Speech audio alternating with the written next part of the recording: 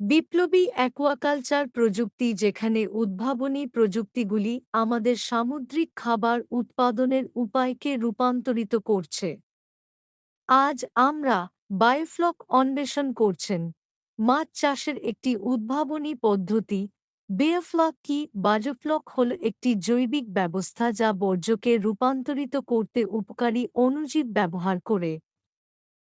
পুষ্টি মাছের বৃদ্ধির জন্য একটি টেকসই এবং স্বাস্থ্যকর পরিবেশ তৈরি করে।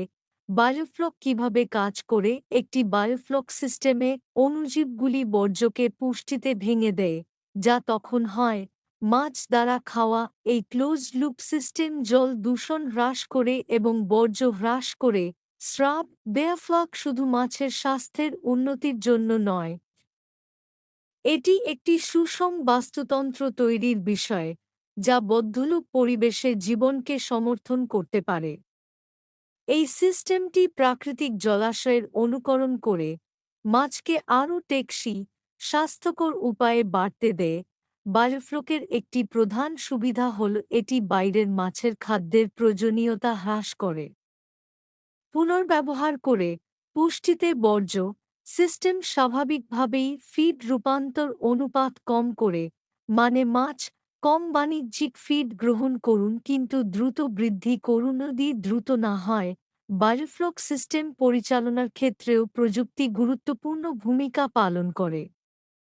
সেন্সর নিরীক্ষণ করতে পারে রিয়েল টাইমে পানির গুণমান, পানি নিশ্চিত করতে অক্সিজেনের মাত্রা, পিএইচ এবং মাইক্রোবিয়াল কার্যকলাপ সামঞ্জস্য করা মাছের জন্য সুস্থ থাকে।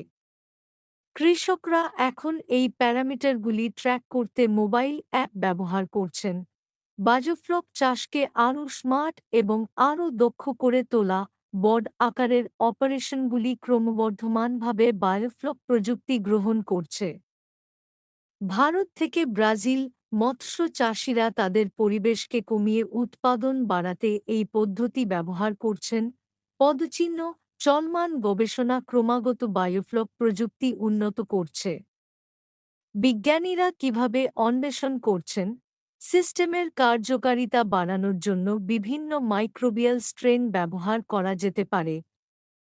এটিকে মানিয়ে নিতে পারে বিভিন্ন জলবায়ু, জলের ধরন এবং মাছের প্রজাতি, এবং এটি শুধুমাত্র মাছের জন্য নয়, বায়োফ্লক চিংড়ি চাষের জন্য কার্যকর প্রমাণিত হয়েছে।